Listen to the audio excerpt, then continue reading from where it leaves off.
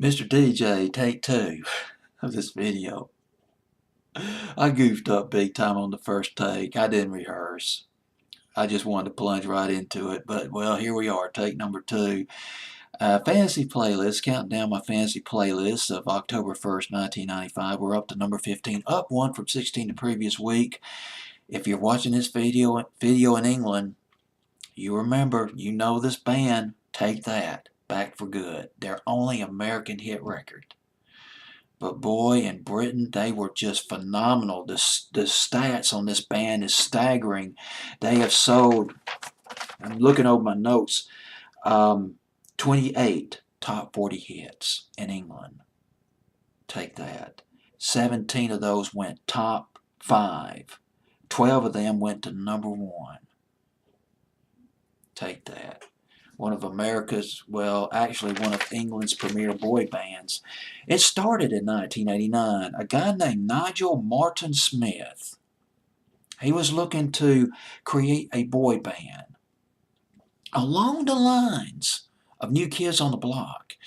And in 1989, New Kids on the Block, they were at the top of their game. They had about, here in the States, they had about 4, maybe 5 top 10 hits. And they started rolling in late 1988 all the way into the summer of 1990. New Kids on the Block. And they were just phenomenal all over the world.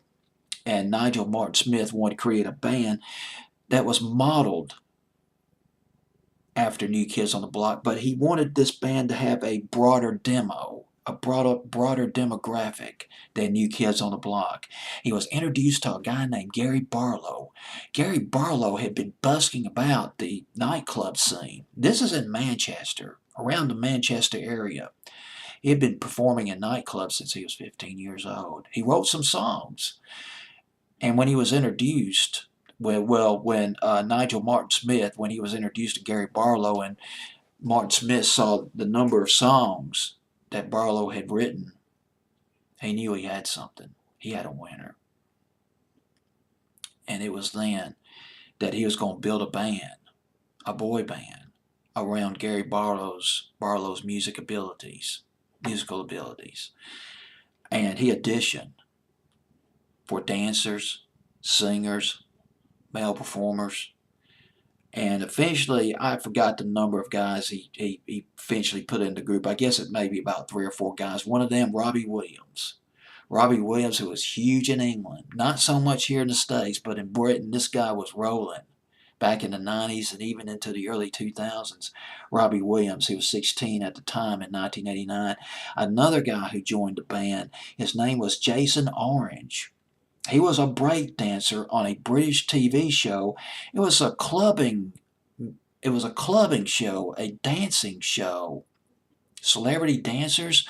There was dancing. There was all kinds of games and just young people dancing to music in the nightclubs. The show was called The Hit Man and Her. Ran from 1988 through 1992. Jason Orange, a break dancer on that TV show.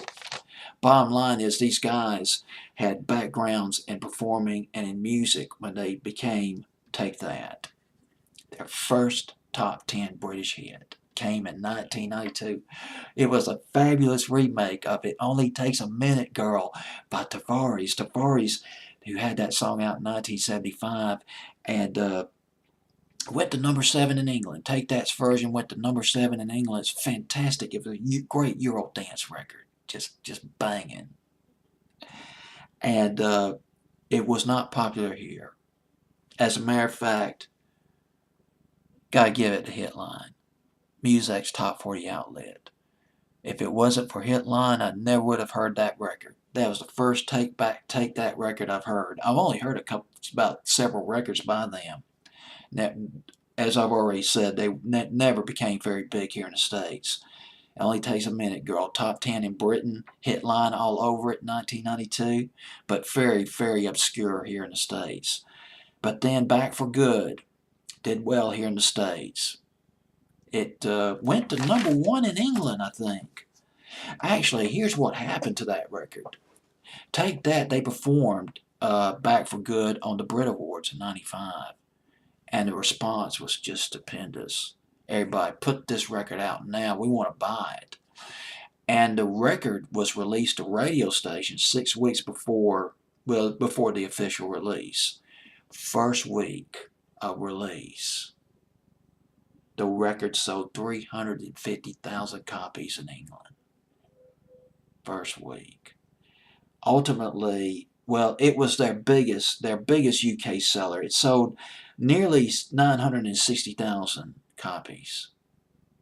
That's the equivalent to a record selling over, what, maybe about 2 million copies here in the States, maybe 3 million copies here in the States.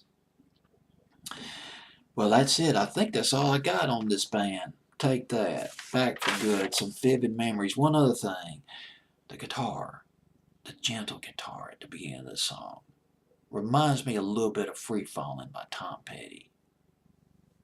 Engineering a little bit of Tom Petty into the intro of the record. Pretty nice.